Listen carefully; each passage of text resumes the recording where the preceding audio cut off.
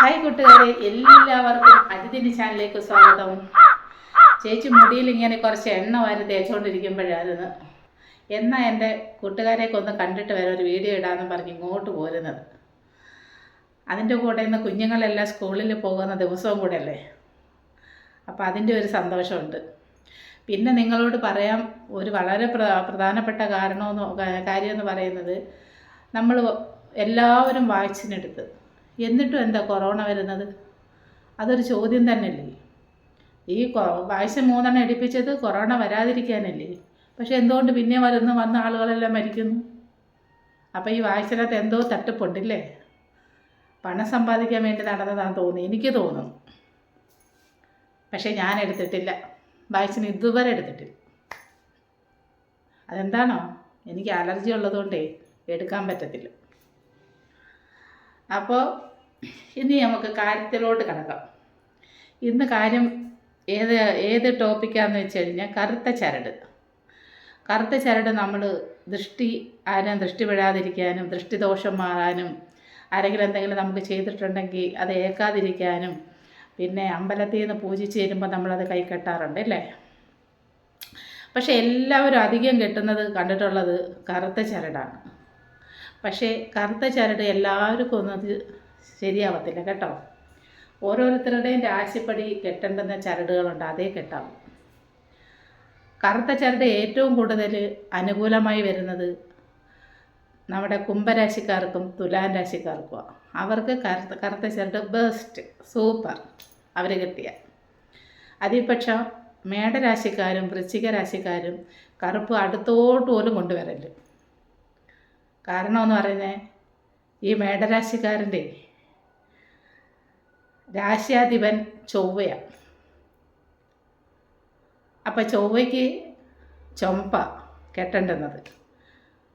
അപ്പം ചൊവ്വയ്ക്ക് ചുമപ്പാകുമ്പം ചൊവ്വയുടെ ശത്രുവാണ് കറുപ്പ്. അപ്പം ഈ രണ്ട് രാശിയിൽപ്പെടുന്നവർ ഈ കറുത്ത ചരട് കെട്ടരുത് കേട്ടോ. അത് പറയാനും കൂടി ഇന്ന് വന്നത് ഈ വീഡിയോ ഇട്ടത്. കാരണം ആരെ കണ്ടാലും കാലിൽ ഒറ്റ കൊലുസായിട്ട് ഇട്ടുകൊണ്ട് നടക്കുന്നതാണ്. പിന്നെ കറുത്ത ചരട് എവിടെ പോയാലും ഇവിടെ കെട്ടും, അവിടെ കെട്ടും, എല്ലായിടത്തും കെട്ടും.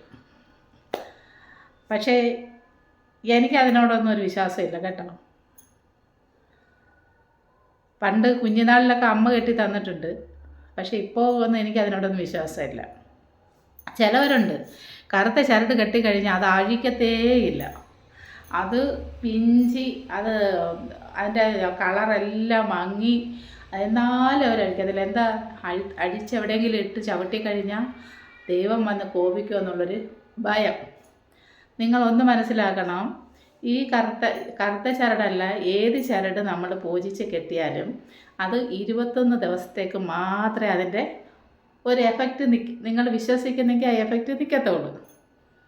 അതിൽ കൂടുതൽ അത് നിൽക്കത്തില്ല. അതുകൊണ്ട് നിങ്ങൾ ഇങ്ങനെ ഒരുപാട് വർഷം വരെ എത്ര മാസമായാലും ആ ചരട് കയ്യിൽ നിന്ന് അഴിഞ്ഞു പോകുന്നതല്ല, നിങ്ങൾ അഴിച്ച് കളയാതിരിക്കത്തില്ലേ. അത് വേണ്ട, 21 ദിവസം കഴിഞ്ഞ് അതിൻ്റെ കാലാവധി കഴിഞ്ഞു. പിന്നെ നിങ്ങൾക്ക് ഇങ്ങനെ ചരട് ഇട്ടേ പറ്റുള്ളൂ. നിങ്ങൾ പിന്നെയും പോയി പൂജിച്ച് കെട്ടുക, നിങ്ങൾക്ക് വിശ്വാസം ഉണ്ടെങ്കിൽ. പിന്നെ ചേച്ചി പറഞ്ഞതുപോലെ കുംഭരാശിക്കാരും തുലാം രാശിക്കാരും ഈ കറുത്ത ചരട് ബെസ്റ്റ്.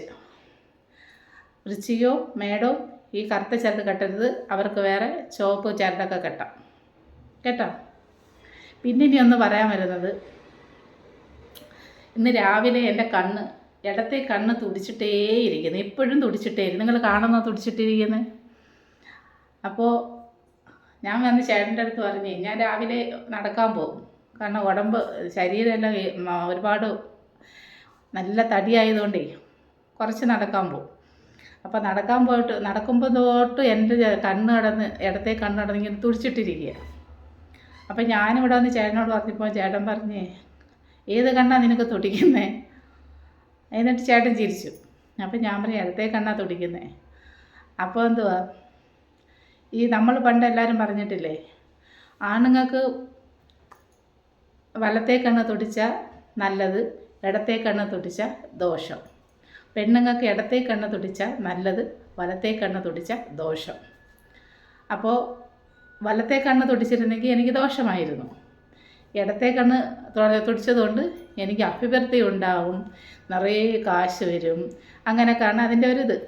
അപ്പോൾ ഞാൻ അവിടെ പറയുമ്പോൾ ചേട്ടൻ പറയാം, എടി നീ വീഡിയോ ഒക്കെ ഇടുന്നില്ലേ, അപ്പം നീ വാടക വീട്ടിൽ കഴിയുന്നുണ്ടേ ചിലപ്പോൾ ആർക്കെങ്കിലും പിന്നെ ഒരിത് തോന്നി പാവമില്ലേ അത് വാടക വീട്ടിൽ കിടക്കുന്നതിന് കുറച്ച് കാശ് കൊടുക്കാമെന്ന് പറഞ്ഞ് നമുക്ക് ആരെങ്കിലും നമ്മളെ സഹായിക്കാൻ വരുമായിരിക്കും. എനിക്ക് ഞാൻ ചിരിച്ച് ചുമ്മാടെ ചേട്ടൻ ജോക്ക് പറഞ്ഞത് കേട്ടോ. ഞാൻ പറഞ്ഞ് ചിലപ്പോൾ ആയിരിക്കും അല്ലേ, ഒരു സുപ്രഭാതത്തിൽ അങ്ങനെയൊക്കെ എത്ര കൂട്ടത്തിൽ നടക്കുന്നു. നിറയെ കാശുള്ളവരൊക്കെ കാശില്ലാത്തവരെ സഹായിക്കത്തില്ലേ അങ്ങനെ. അപ്പോൾ ഞാൻ നിങ്ങളോട് പറയാൻ വന്നത്, ഈ ഇടത് കണ്ണും വലത് കണ്ണും ഏത് നമുക്ക് തുടിച്ചാലും നിങ്ങൾ ഇങ്ങനൊന്നും അത് വിശ്വസിക്കണ്ട കേട്ടോ.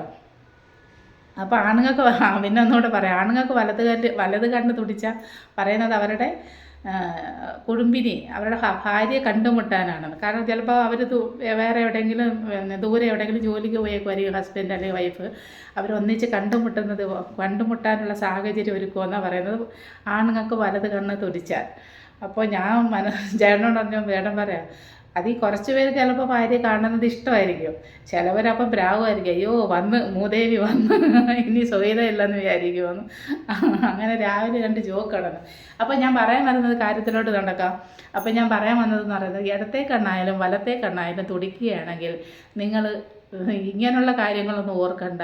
നിങ്ങളുടെ ഈ വിരലുണ്ടല്ലേ, ഈ വിരലും കൊണ്ട് നമ്മളുണ്ട് ഈ പുരികത്തിങ്ങനെ ഇതുപോലൊരു മസാജ് ഇങ്ങനെ ചെയ്ത് ഇങ്ങനെ കൊണ്ടുവന്നിട്ട് ഇവിടെ കൊണ്ടുവന്നിട്ട് ഇങ്ങനെ ഇതുപോലെ ആക്കണം. അത് കഴിഞ്ഞിട്ട് ഇവിടുന്ന് ഇതുപോലെ വന്ന് ഈ ഭാഗത്ത് വന്നിട്ട് അവിടെ ഇങ്ങനെ ഒന്ന് ആക്കി കൊടുക്കണം. തിരിച്ചും ക്ലോക്ക് കറങ്ങുന്നത് പോലെ അതുപോലെ ആക്കി കൊടുക്കണം. അപ്പോൾ അവിടെ രക്തോട്ടം നല്ലതായിട്ടുണ്ടാവും. അപ്പോൾ ഈ കണ്ണുതുടുപ്പ് മാറും കേട്ടോ. ഇത് രണ്ടും പറയാനാണ് ചേച്ചി വന്നത്. അന്ധവിശ്വാസങ്ങളുടെ പുറകെയും പോന്ന് നമ്മൾ ഈ മസാജിൻ്റെ പറയും. കാരണം നമ്മൾ ജിമ്മിലൊക്കെ പോയിട്ട് നമ്മുടെ കൈക്കൊക്കെ നല്ല ഇത് വരുന്നതിന് വേണ്ടിയിട്ട് നമ്മളവിടെ പോയി ഇതൊക്കെ എടുത്തിട്ട് ഇങ്ങനെ പയറ്റുമല്ലേ. പക്ഷെ നമ്മുടെ മുഖത്തിന് വേണ്ടുന്ന ആരെങ്കിലും മസാജ് ചെയ്യുന്നില്ല, അതിന് വേണ്ടുന്ന ഒന്നും നമ്മൾ ചെയ്യുന്നില്ല അല്ലേ. അതാ പറഞ്ഞത്, ഈ വിരൽ വെച്ചിട്ട് ഇങ്ങനെ നല്ല അമുക്കി ഇങ്ങനെ ആക്കണം കേട്ടോ. അമുക്കി ഇവിടെ കൊണ്ടുവന്നിട്ട് ഇവിടെ ഈ പോയിൻ്റ് ഉണ്ട്, ഇവിടെ ഈ ഭാഗത്ത് കൊണ്ടുവന്നിട്ട് ഇങ്ങനെ ആക്കണം. അതുപോലെ തിരിച്ചു അങ്ങനെ 2 സൈഡ് ഇങ്ങനെ.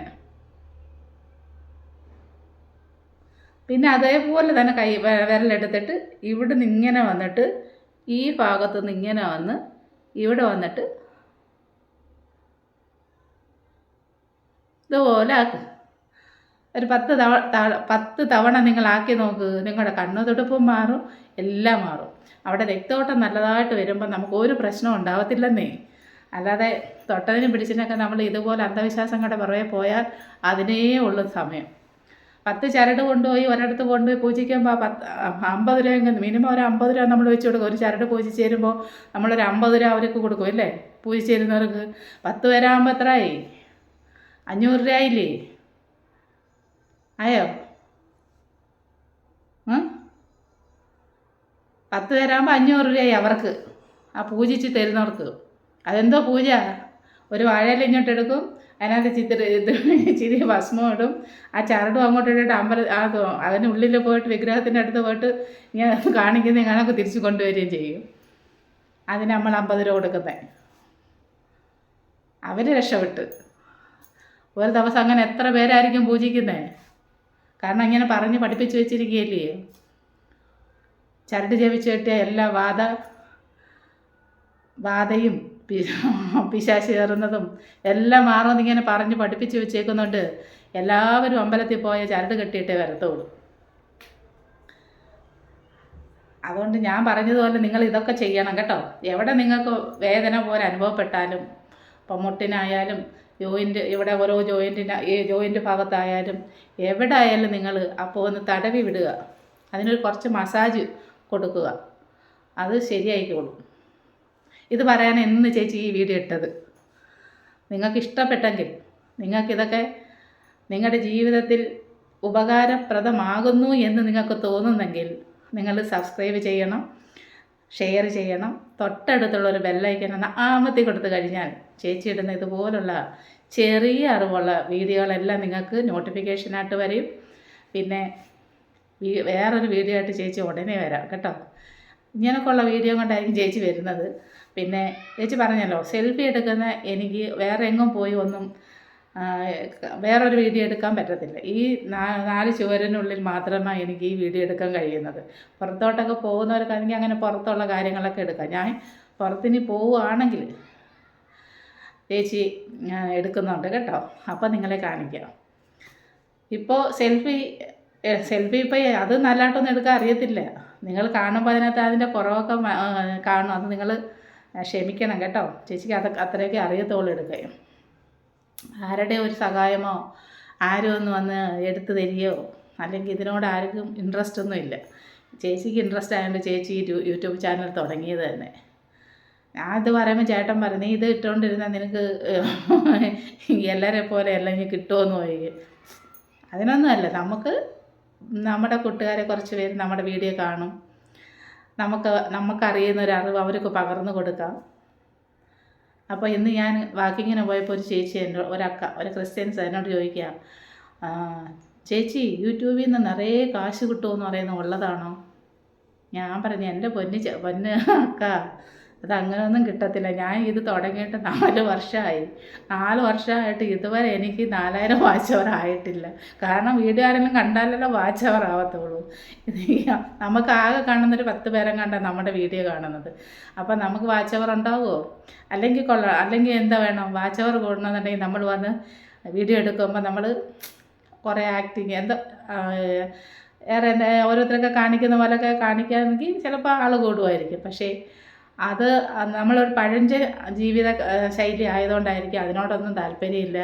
അങ്ങനെ നമുക്ക് വ്യൂവേഴ്സിനെ കൂട്ടാനും ഇൻട്രസ്റ്റ് ഇല്ല. പക്ഷേ എനിക്കറിയാവുന്ന അറിവുകൾ കുറച്ച് പേർക്കെങ്കിലും പറഞ്ഞു കൊടുക്കണമെന്ന് തോന്നി ഞാൻ വീഡിയോ ഇടുന്നു. നിങ്ങൾക്ക് ഇഷ്ടപ്പെടുകയാണെങ്കിൽ നിങ്ങൾ എൻ്റെ വീഡിയോ കാണണം. അത് ചീത്ത പറയാനുണ്ടെങ്കിൽ നിങ്ങൾക്ക് ചീത്ത പറയാൻ ചേച്ചി. അതിന് ചീത്ത പറഞ്ഞാലും ഞാൻ നിങ്ങൾക്ക് അതിന് മറുപടി തരും. മറുപടി ചീത്തയായിട്ടൊന്നല്ല തരുന്നത് കേട്ടോ. നിങ്ങൾ ചീത്ത പറഞ്ഞാലും ചേച്ചി ഇതുപോലെ ചിരിച്ചിരിക്കത്തേ ഉള്ളൂ. ഉള്ളിൽ ഒരുപാട് ദുഃഖങ്ങളുള്ളവരാണ് എപ്പോഴും ചിരിച്ചിരിക്കുന്നത്, അതറിയാമോ? നമ്മൾ കരഞ്ഞുകൊണ്ടെന്ന് ആരെങ്കിലും തരുമോ? അതുകൊണ്ട് ഈ എപ്പോഴും ചിരിച്ചുകൊണ്ടിരിക്കുന്നത്. അപ്പോൾ പോയിട്ട് വരാം.